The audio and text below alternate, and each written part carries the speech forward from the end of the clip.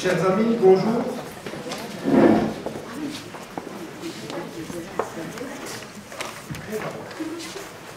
Alors, bonjour à toutes et à tous. Tout d'abord, nous tenons à remercier Sciences Po d'avoir bien voulu accueillir cet important événement au sein de ces locaux, la direction de la vie universitaire ainsi que les appariteurs pour leur aide dans l'organisation de cette conférence. On remercie aussi les intervenants d'avoir accepté notre invitation et sans qui cet échange n'aurait pu avoir lieu. Nous remercions aussi à toutes les associations partenaires dont le soutien a été crucial pour la mise en place de ce projet. Je pense ainsi à l'AFPS nationale, l'AFPS Paris Sud, l'AFPS Paris Centre, le BDS France, l'Union juive française pour la paix, le comité de vigilance pour une paix réelle au Proche-Orient et le comité du tribunal Russell sur la Palestine. Enfin, un grand merci à vous tous d'être ici aujourd'hui, présents avec nous. Alors, quelques mots sur la FPS Sciences Po Paris. C'est une association d'étudiants pour qui le droit international et son respect sont au centre de l'engagement. Notre attachement aux valeurs universelles de paix et de justice anime nos actions et en toute modestie, nous considérons qu'il est de notre devoir, sinon de notre responsabilité, nous jeunes étudiants, futurs acteurs de notre monde, de sensibiliser et d'informer des injustices commises ici et là-bas. Notre ambition est d'initier un mouvement dans les plus grandes universités afin de démocratiser l'argumentaire qui est le nôtre. Notre présence à Sciences Po Paris n'est pas un hasard. En effet, d'une part, nous avons été la deuxième association reconnue par les étudiants lors de la procédure de reconnaissance des associations étudiantes. Et d'autre part, nous sommes ici dans une institution prestigieuse qui consacre déjà une part importante à la problématique du Moyen-Orient. En effet, le campus de Menton, le campus délocalisé de Menton s'y intéresse et nombreux sont les cours auxquels nous pouvons assister qui en font leur thème. L'ouverture internationale de notre école nous permet de côtoyer 40% d'étudiants internationaux et parmi eux, nombreux sont ceux qui viennent des universités partenaires palestiniennes et israéliennes. C'est pourquoi notre association regroupe des étudiants palestiniens, mais aussi des étudiants français et étrangers qui ont séjourné en Palestine dans le cadre de leurs études. De cette façon, notre présence à Sciences Po permet aux étudiants qui le souhaitent d'être les ambassadeurs de cette cause universelle une fois de retour. Avec la restitution des conclusions du tribunal Russell, il ne s'agit pas de faire un énième procès contre l'État d'Israël. Nous voulons avant tout dénoncer la complicité dont cette dernière État colonial bénéficie. Je finirai avec cette réflexion que nous a laissée M. Nelson Mandela. Notre liberté, disait-il, serait incomplète sans la liberté du peuple palestinien. Merci et très bonne conférence.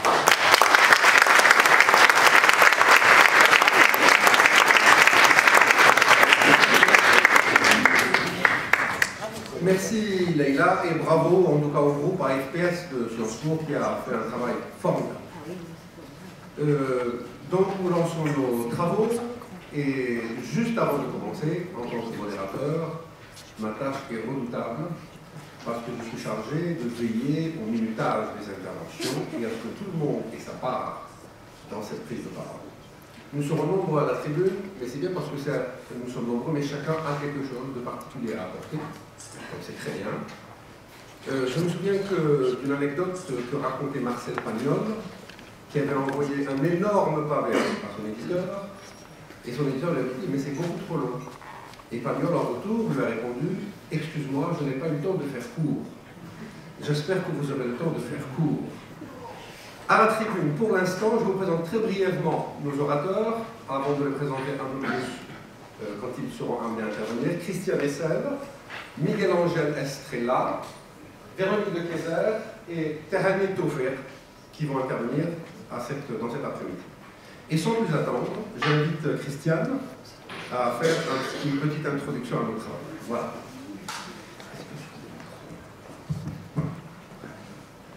Ça marche.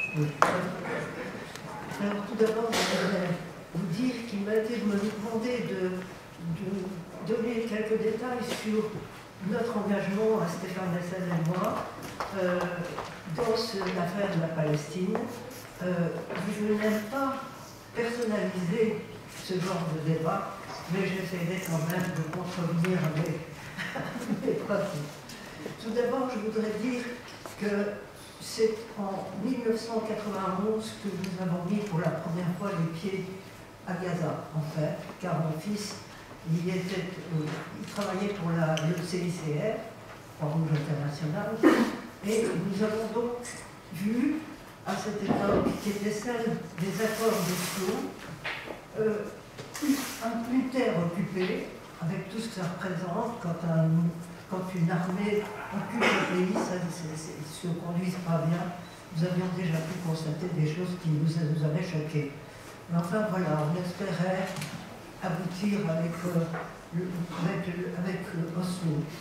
Là-dessus, les choses ne se sont pas arrangées, au contraire, et nous avons reçu un jour une lettre de militants israéliens, je dis bien israéliens, qui nous ont dit, vous la diaspora, vous devez venir voir ce qui se passe dans les territoires. Vous êtes un peu nos parents, donc vous êtes responsables d'un petit peu. Et nous avons formé un groupe d'environ une douzaine de personnes, je vois ici l'un d'entre nous, et il y avait sur ce groupe à peu près au moins 9 juifs, et nous avons donc été travaillés par les Israéliens en Cisjordanie et à Gaza. Je veux dire que quand nous sommes arrivés à Gaza, ça a été le premier grand choc. Parce que c'est une époque, c'était après la deuxième intifada, et les représailles qui étaient terribles, dans les villes comme Naplouse, comme Jenin et autres. Et à Gaza, toutes les nuits, l'armée entrait dans les maisons, donnait 3 minutes aux personnes pour sortir, hommes, femmes, enfants, vieillards, et détruisait sous leurs yeux leur maison. Toujours de nuit.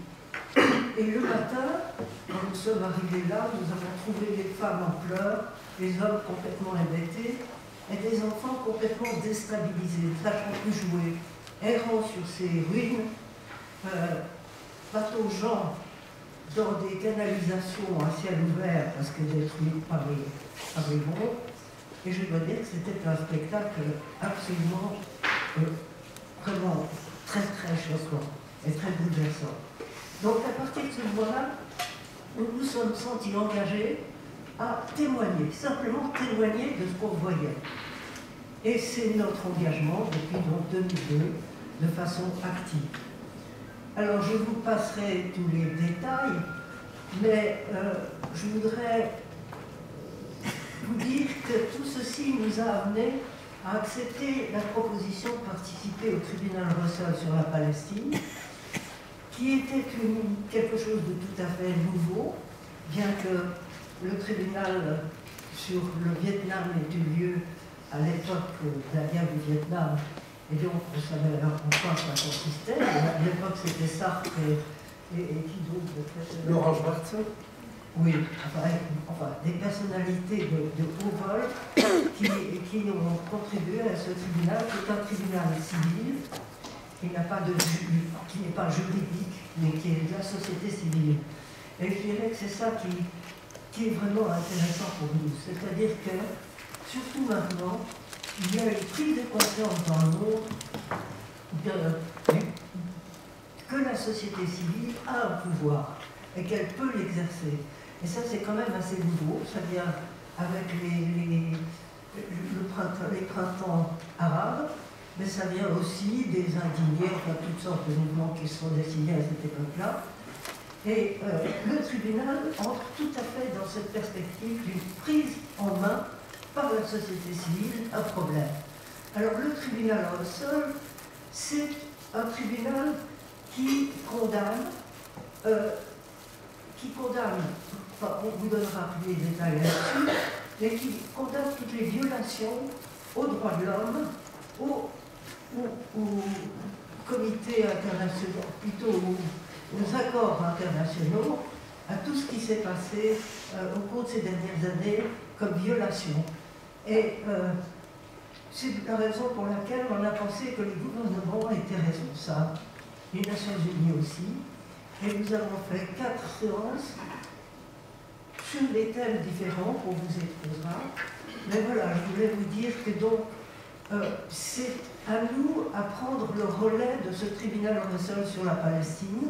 L'histoire n'est pas terminée, il faut trouver de nouvelles voies d'action, et je pense qu'il faut des actions qui concernent les gouvernements européens en priorité, parce qu'après tout, maintenant, les États-Unis semblent se retirer un peu du débat, et donc l'Europe a son rôle à jouer, et je pense qu'il en sera une question cet après-midi.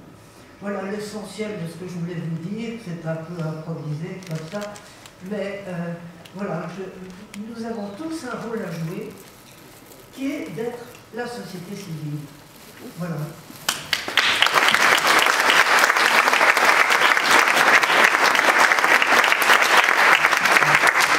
Merci Christiane, et heureusement que tu n'as pas été trahi par ta voix malgré la grippe qui traîne depuis hier soir. Juste avant de donner la parole à Véronique de Keyser, je signale qu'il y a d'autres intervenants qui ne sont pas encore là. Il y a Jean-Guy Rézalmeur ici, il y aura Pierre Ganor et Franck Barra qui nous rejoindront un peu plus tard. Ilan Papé qui nous rejoint virtuellement. Véronique de Keyser est députée européenne, elle est vice-présidente du Parlement européen et elle a coécrit avec Stéphane Hessel un ouvrage dont le titre est sans ambiguïté, qui s'appelle « Palestine, la trahison de l'Europe ». Donc c'est de ça qu'elle va parler, en relation avec la première session du tribunal qui s'est tenue à Barcelone en mars 2010, et dont le thème principal était les responsabilités de l'Union européenne dans l'impunité dont jouit Israël. Véronique. Merci. Est-ce qu'il y a moyen de parler debout par hasard? Il y a un micro. Oui, merci. Je l'habitude. Je ne parle pas fort non plus. Merci. C'est pas vous décapeter. C'est derrière. Voilà. Est-ce que ça va? Oui. Bon. Merci beaucoup. Non, je ne suis pas encore vice-présidente du Parlement européen, je suis vice-présidente des socialistes au Parlement européen. Voilà. C'est une petite rectification. Alors, c'est vrai, j'étais le témoin au niveau de l'Union européenne dans la session du tribunal Russell qui s'est tenue à Barcelone. Mais ce que je voudrais reprendre avec vous, qui est la question fondamentale que tout le monde se pose, c'est comment l'Union européenne, avec le modèle social qu'on lui connaît, avec les valeurs que l'on lui connaît, comment a-t-elle pu laisser une situation vis-à-vis des Palestiniens qui était décriée dans le monde entier, comment a-t-elle pu laisser pourrir cette situation jusqu'à aujourd'hui, rendre quasi impossible une solution à 2 États? Et ça, c'est le fruit d'une décennie qui est faite à la fois d'occasions manquées, de lâcheté politique, et puis finalement de ce que j'ai appelé une véritable trahison. Alors, pour moi, c'était, depuis que je suis rentrée au Parlement européen, je suis entrée en 2001, j'étais pour la première fois dans les territoires occupés en 2003. Depuis, je pense que j'ai fait une vingtaine, voire une trentaine de missions dans la région. J'ai été observer les présidentielles qui ont mené Abbas à la présidence en 2005. J'avais été à l'enterrement d'Arafat.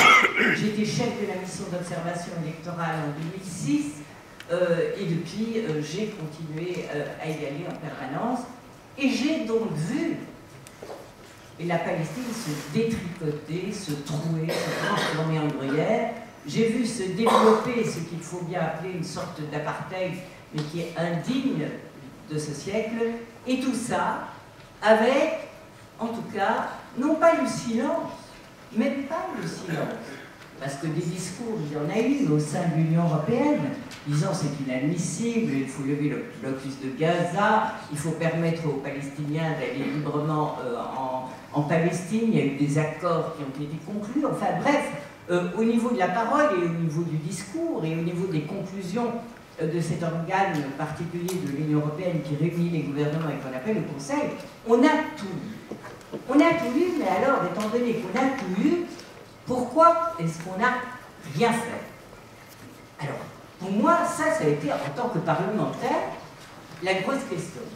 Et j'ai essayé, dans ce livre dont Stéphane a écrit l'introduction, mais a dit, j'adhère à tout ce qui est écrit dedans, il l'a dit, il l'a écrit en novembre 2012, il a fait encore cette introduction jusqu'au 15 février 2013, c'est-à-dire 2 semaines avant sa mort. Comment est-ce qu'on en est arrivé là?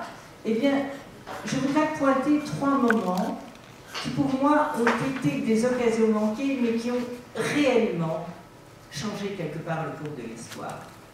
Alors, la première, on aime ou on n'aime pas, mais c'est comme ça. La première, ce sont les élections de 2006. Alors, comme je vous l'ai dit, j'étais à la tête de la mission de l'Union européenne qui observait ces élections. Ça veut dire que je dirigeais 150 observateurs sur le terrain, et du côté américain, il y avait Jimmy Carter, qui avait sa mission aussi. On se voyait presque tous les jours, et on a littéralement observé ensemble ces élections. Et ce qu'on a d'abord observé, c'était difficile. Elles étaient difficiles à organiser, le Hamas y participait, poussé par toute la communauté internationale. Le fait que le Hamas participe avait été demandé, y compris par les Américains, parce qu'ils avaient boycotté les élections de 2005 au Hamas. Et l'idée, c'était, si le Hamas peut réintégrer le jeu, mais qu'il le réintègre, évidemment, personne n'avait pensé qu'il allait gagner. Donc on pensait qu'on allait le mettre là, pour qu'il fasse un peu de figuration intelligente, mais surtout pas qu'il gagne. Et donc, quand il a gagné, et il l'a gagné dans une atmosphère de liesse incroyable, parce que tous les Palestiniens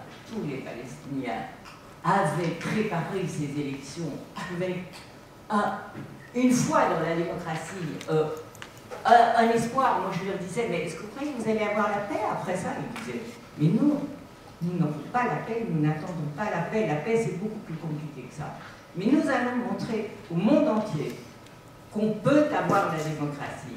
Et nous allons vous faire des élections impeccables et irréprochables. Et du côté Hamas, comme du côté Fatah, ils l'ont fait. Ils l'ont fait et il n'y a pas eu, même au moment du comptage, même quand on a annoncé les résultats, on nous avait dit, écoutez, rentrez vite du côté israélien, parce que le comptage, ça va être sanglant. J'étais à Gaza au moment du comptage, la seule chose qu'il y avait, c'était des pétards dans la rue, c'était tout. On n'a pas eu un seul coup de feu, on n'a pas eu une seule victime, et le Fatah a été le premier à reconnaître les élections immédiatement en disant le Hamas a gagné, c'était le lendemain. Donc c'était de l'indiscutable. Réaction de la communauté internationale, vous la connaissez, je ne vais pas vous refaire l'histoire, mais elle est tout de même incroyable. Immédiatement, les sanctions américaines, immédiatement. Et 3 mois plus tard, sans consultation du Parlement européen, sans consultation de personne, l'Union européenne suit les États-Unis et sanctionne l'autorité palestinienne. Je crois que dans l'histoire, dénoncer à ce point un espoir dans la démocratie, c'est criminel. Parce qu'on dira après, oui, mais il n'y avait pas obtempéré les conditions du quartet et tout. Je veux bien répondre à toutes les questions sur les conditions du quartet. Mais je pense que là, on a trahi véritablement au niveau de l'Union européenne. Là, on les avait payées ces élections. En plus, on a mis 30 millions d'euros pour qu'elles se fassent convenablement. C'est incroyable. Et puis après, on fait des sanctions. Et qu'est-ce qu'on fait après les sanctions? Parce qu'on se dit, mon Dieu, mais les gens ne vont jamais s'en sortir avec des sanctions. Donc on va les repayer par un autre mécanisme qui va s'appeler le TIM. On va redonner à la Palestine quoi? On va payer l'électricité pour Gaza. On va payer le fioul, tout ça aux Israéliens. On va payer aux Israéliens des médicaments qui seront rationnés pour Gaza. Et on va payer une sorte d'allocation pour les plus pauvres de Gaza à cause des sanctions. Et donc, d'un côté, on sanctionne, et de l'autre côté, on met le pied dans un engrenage de soutien caritatif à la Palestine qui perdure aujourd'hui, puisque aujourd'hui, on a 500 millions d'euros chaque année à la Palestine pour soutenir une économie artificielle. Artificielle pourquoi? Parce qu'il y a des checkpoints, parce que c'est difficile d'exporter, parce qu'une économie dans un pays occupé, ce n'est pas une économie qui peut être florissante, etc. Donc ça, c'est le premier moment. Deuxième moment, et je saute rapidement, puisque le temps m'est compté, ça va être, je passe l'été 2006, je passe la guerre israélo-libanaise, je passe l'enfermement de Gaza qui devient de plus en plus pénible, la pauvreté de ces gens-là, le blocus, et évidemment les roquettes qu'on va lancer de l'autre côté, je passe tout ça. Mais en 2007, sur base d'un document des prisonniers, Fatah, Hamas, derrière lesquels était Marwan Barghouti, qu'est-ce qui se passe? Quelle est la colombe qui passe à ce moment-là? Mais tout le monde le remarque, il y a l'initiative de paix arabe qui est remise sur la table, il y a le document prisonnier qui veut la réconciliation Fatah-Hamas et qui est une reconnaissance implicite de l'État d'Israël sur les frontières de 1967, le droit à la reconnaissance, à l'existence d'Israël sur les frontières de 1967. C'est ça qui est dit très précisément. Donc on se dit, ça y est, on est parti pour quelque chose qui va aller vers un mieux. Que fait l'Union européenne? Elle refuse tout simplement de traiter avec le nouveau gouvernement de l'Union nationale. Elle refuse d'aller serrer la main d'Ismaïl Haniyeh. Elle refuse d'aller toucher le bout des doigts de tout ce qui, quelque part, pourrait être proche du Hamas. Et donc, on va faire un tri sélectif. On veut bien parler à des ministres Fatah. On veut bien parler à un indépendant qui n'est pas proche du Hamas, mais on ne parlera pas. Et donc, on remet la roadmap sur la table en ignorant royalement l'initiative de paix arabe. Ce mépris-là,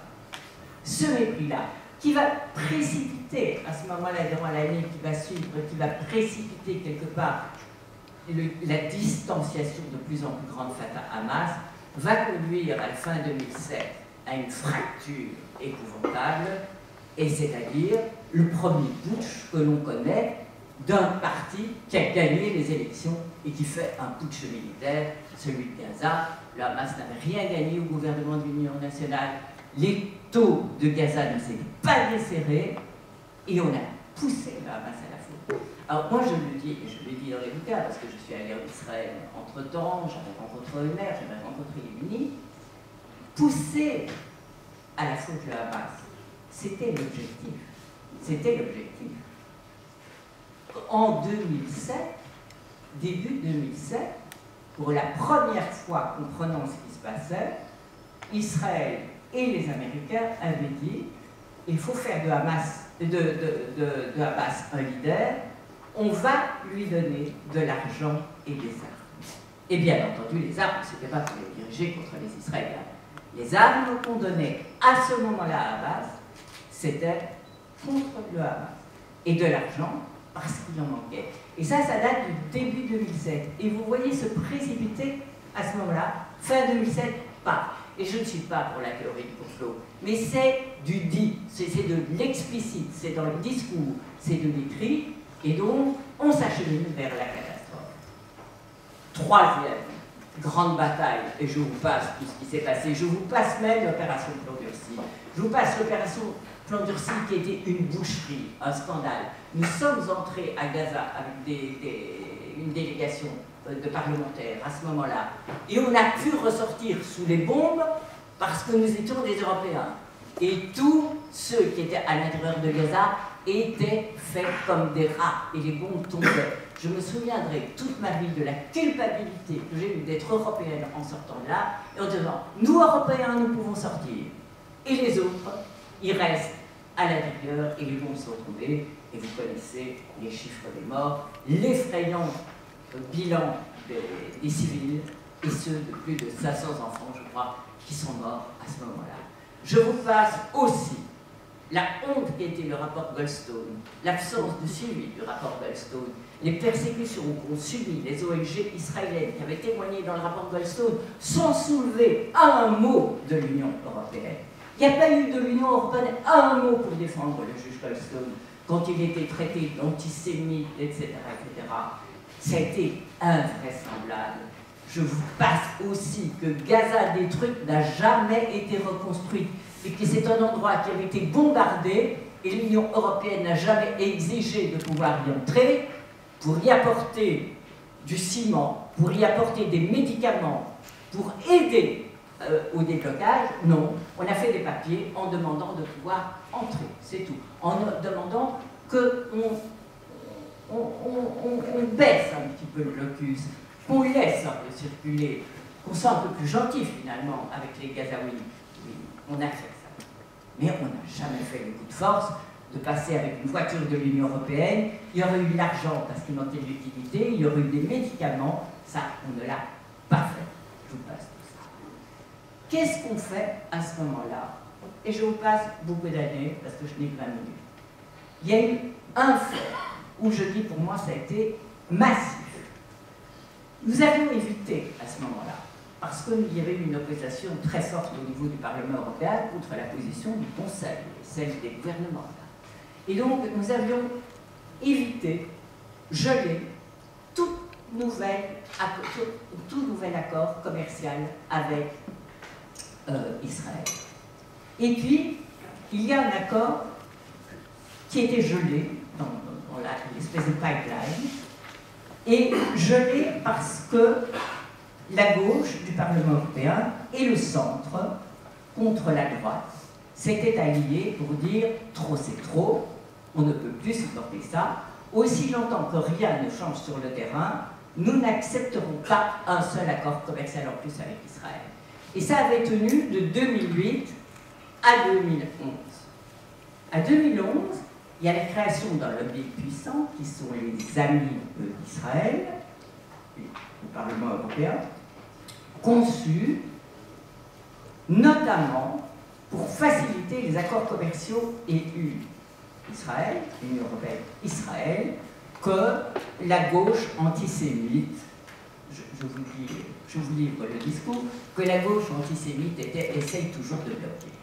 Et donc, dès 2011, il y a une espèce de machine de guerre au niveau des lobbies pro-israéliens qui se met en marche pour faciliter cet accord. Cet accord, quel était-il? C'était un accord particulier qu'on n'avait jamais eu auparavant avec aucun des pays du sud de la Méditerranée, qui permettait à Israël, qui devait permettre à Israël de certifier des produits devant pénétrer sur le marché européen.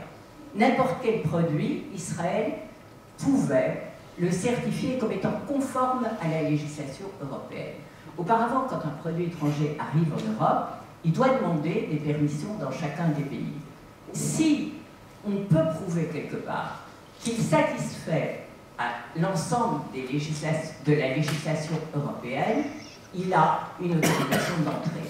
Et Israël devenait, pour le premier secteur qu'il avait choisi, mais il pouvait y en avoir d'autres, pour le moment il y en a qu'un, le certificateur de tout produit pharmaceutique devant rentrer sur le marché européen. C'était l'accord ACA, secteur pharmaceutique. Cet accord ACA, ça ne voulait pas dire que les produits pharmaceutiques israéliens ne circulaient pas, ça voulait dire que Israël allait faire d'énormes économies, ne devant plus demander aux 27 pays, à cette époque-là, de l'Union européenne, la possibilité d'entrer. Donc, en termes économiques, c'est énorme, ce raccourcissement du délai d'entrée. Et Israël convoitait ça parce que c'est le leader des génériques, c'est un des leaders des génériques au niveau mondial, et pour lui, Israël, c'était faramineux. Et donc une guerre commence à l'intérieur du Parlement. Une guerre commence, et on s'aperçoit que le groupe libéral a basculé du côté de la droite. Et on est sûr qu'on va perdre. On s'est battu 1 an et demi sur ce dossier. Et finalement, j'ai perdu, moi, le rapport en affaires, et au commerce international, la commission commerce international, qui avait l'autre partie du rapport, a perdu aussi, la gauche a perdu. Et c'est arrivé en plénière. En plénière, on a tenté une manœuvre de dernière minute, c'est d'exiger du commissaire au commerce international que l'accord, ok, on le laisse passer, mais il ne peut pas concerner une certification pour des produits des colonies. C'était une manœuvre de dernière minute. On fait appel à des services juridiques, etc. Et là, effectivement, ça marche. Ça marche parce que l'Union européenne est contraire à ses propres traités si elle permet de la part d'Israël une certification que ça peut rentrer sur le marché européen alors que ça vient c'est un produit des colonies. Le problème, c'est qu'il n'y a pas beaucoup, pour le moment, de médicaments et de quasi rien qui sont fabriqués dans les colonies. Mais par contre, si ce n'est plus le secteur pharmaceutique et que demain, sans aucune nécessité de repasser devant le Parlement européen, on passe au secteur cosmétique, par exemple, dans la vallée du Jourdain, il y a beaucoup qui est fabriqué dans les produits des colonies. Et on ouvre un autre secteur, il y en a qui sont fabriqués entièrement dans les colonies. Et donc, c'était d'une importance cruciale. On se fait battre aussi. Et l'accord passe, et non seulement cet accord passe, mais l'Union européenne, sans aucun état d'âme, fait une de ces réunions de l'accord d'association et ouvre la possibilité de négocier dans le futur tout ce qui se trouve dans le pipeline et qui était bloqué depuis 3 ans, c'est-à-dire pas moins de 50 à 60 projets qui sont pour le moment en attente. Et donc ça veut dire qu'après tout ce qui s'est passé, après Gaza, après oui, on continue business as usual. Alors, quand j'ai fini mon bouquin, je me suis dit c'est pas possible. Tant d'erreurs, ça devient une trahison. Et je me suis dit, nous n'avons aucune image, aucune influence vis-à-vis du Moyen-Orient maintenant. C'est vraiment toute honte. Et je voudrais, puisqu'on me dit 3 minutes, non pas prendre la réaction de la jeunesse auquel Stéphane tenait tant dans le bouquin, pour dire attention, l'espoir viendra sans doute de la jeunesse palestinienne. Je voudrais simplement dire que depuis, il y a eu une fois, il y a eu un petit sursaut de l'Union européenne. Il y a eu, à la suite de toutes les campagnes des ONG, à la suite de tout ce qu'il y a eu autour du rapport ACTA, à la suite des protestations du Parlement européen aussi, puisqu'on avait conditionné notre accord, finalement, au fait que les produits des colonies ne pourraient pas faire partie de l'accord. Il y a eu, miraculeusement, les guidelines. Les guidelines qui ont été, depuis 10 ans, le premier sursaut de l'Union européenne, qui a édicté au journal officiel quelque chose qu'elle appelle une technique, qui sont les pratiques auxquelles elle doit se soumettre.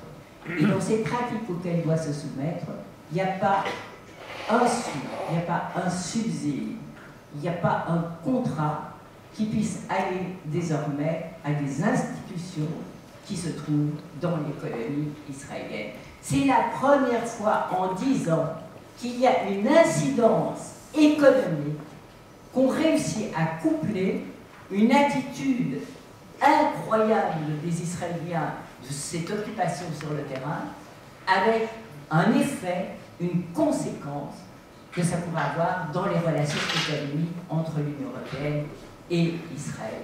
C'est la première fois.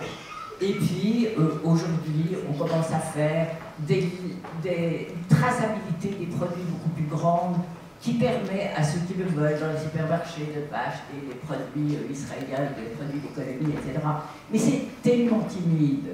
Et la situation a été tellement dégradée aujourd'hui avec les colonies qui occupent 500 000 ou vivent 500 000 Israéliens aujourd'hui, on se demande vraiment si une solution à 2 États sera encore possible. Alors, la dernière tentative, c'est celle de Kerry, c'est celle de faire d'ultimes négociation israélo-palestinienne dans le schéma habituel, c'est-à-dire avec comme parrain les États-Unis et puis le petit cercle restreint qui sont autour. Je ne crois pas que ces négociations, on verra, je ne peux jamais être pessimiste, mais ces négociations qui n'ont pas changé les paramètres de départ donneront quelque chose. Et on est vraiment, je pense, à la fin d'un cycle où plus que jamais, les jeunes Palestiniens aujourd'hui auront besoin de nous. Parce que si, se basant sur l'entrée comme observateur à l'ONU, ils reportent à ce moment-là la question de la paix au niveau de l'ONU, où elle aurait dû être reposée depuis longtemps, peut-être qu'à ce moment-là, l'espoir viendra et de la jeunesse et de l'ONU, mais à ce moment-là, l'Union européenne aura perdu une terrible occasion. Et c'est évidemment une affaire à suivre. Voilà.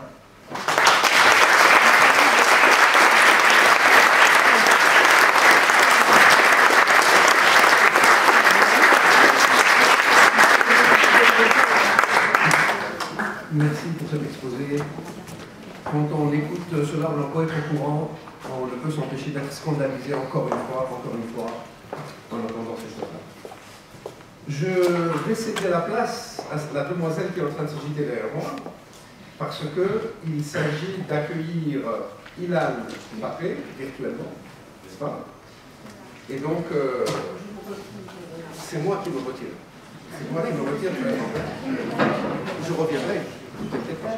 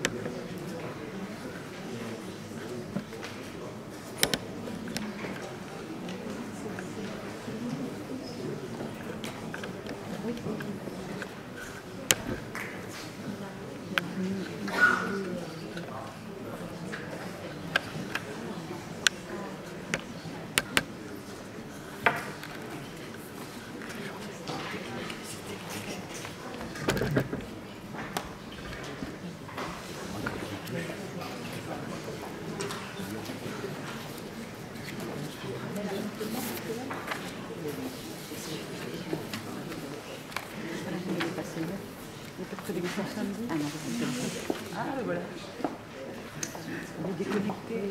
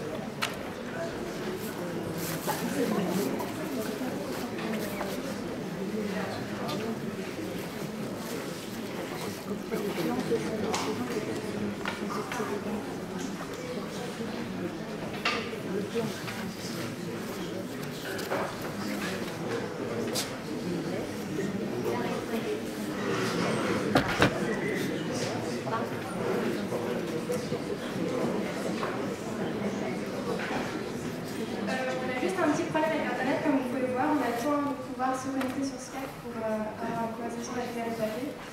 Donc, on peut essayer plus tard. On peut faire passer l'intervention avant, c'est pas gênant. C'est lui, il faut qu'il soit disponible. Parce qu'on a peur que du coup il se déconnecte, parce qu'on a rendez-vous avec lui. Non, non, ça vient de ça. Il faut qu'il se connecte. Mais il est...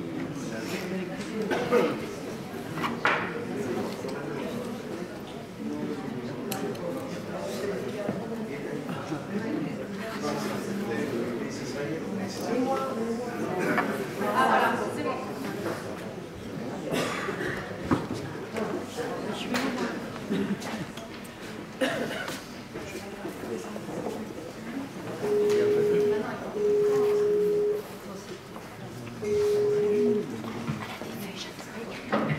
Hello. Hello. Hi. Very sorry for the delay. We have a problem with the internet. Okay. So we can see you and hear you. Excellent. Okay. You can begin. I can begin. Okay. Let me just close the door behind me so that nobody will.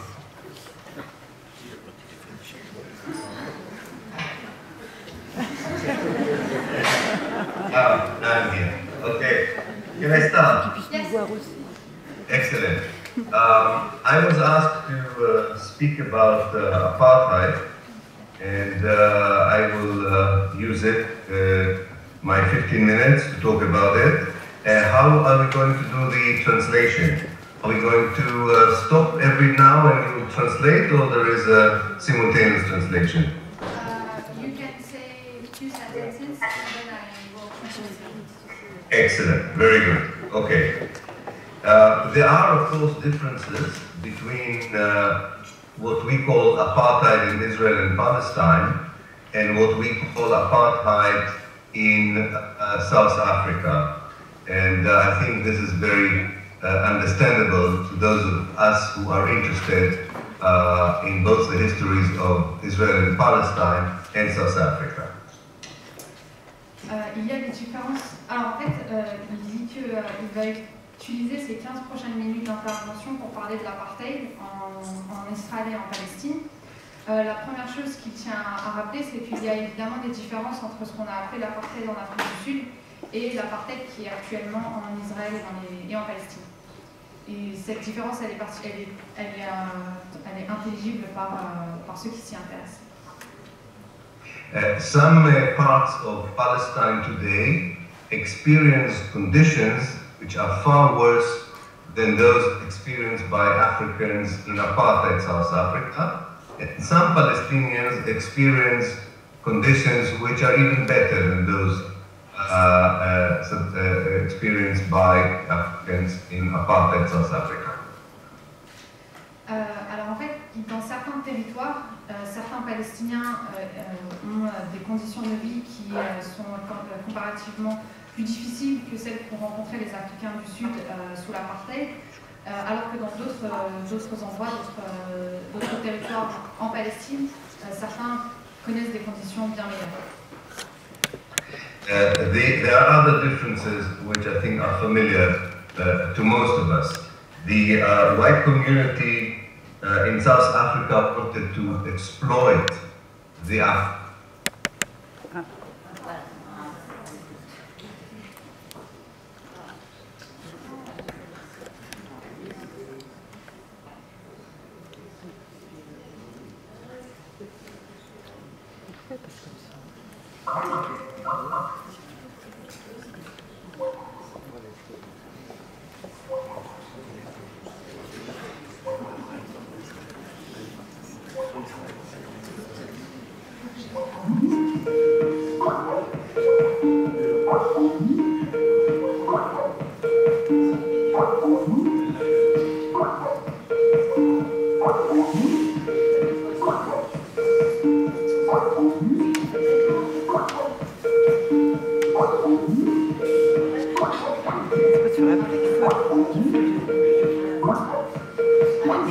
Avec la vidéo. Hello, we are back. Sorry. Okay, I'll repeat the second installment I did. Sorry about that. There are other differences, as I said. In South Africa, the white community wanted to exploit the African community, while in Palestine, the Zionist movement wanted to get rid of them. And the white community in South Africa was a minority without a strong lobby outside, and there was no momentous events such as the Holocaust in their history.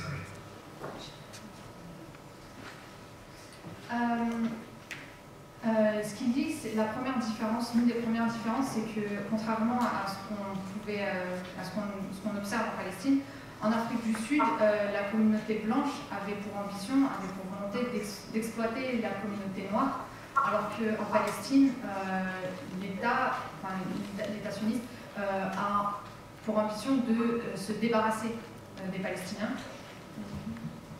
Et ensuite, il a évoqué le fait qu'en Afrique du Sud, c'était une minorité et qu'il n'y avait pas un lobby aussi important derrière cette minorité. Et qu'également, en Afrique du Sud, il n'y avait pas un passé historique aussi lourd que celui du peuple juif avec l'Holocauste en Europe. Thank you.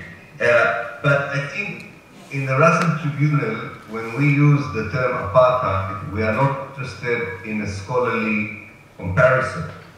It is a matter of the paradigm, of the way we analyze the situation. We ask the question, is the framework of apartheid an appropriate one for describing and analyzing the situation today in Israel and Palestine, and is it the right approach when we talk about a solution in the future? For me, the answer to both these questions, is it the right way of describing the situation, and is it a good departure point for talking about the solution? The answer to this question, to both these questions, is yes. Pendant le tribunal à Bruxelles, l'idée n'était pas d'utiliser le mot apartheid. L'idée n'était pas d'utiliser le mot apartheid d'un point de vue académique, mais il était question en fait d'établir un parallèle pour analyser la situation qu'on observe en Palestine. Et cette description, en fait, cette analyse via l'apartheid, via la comparaison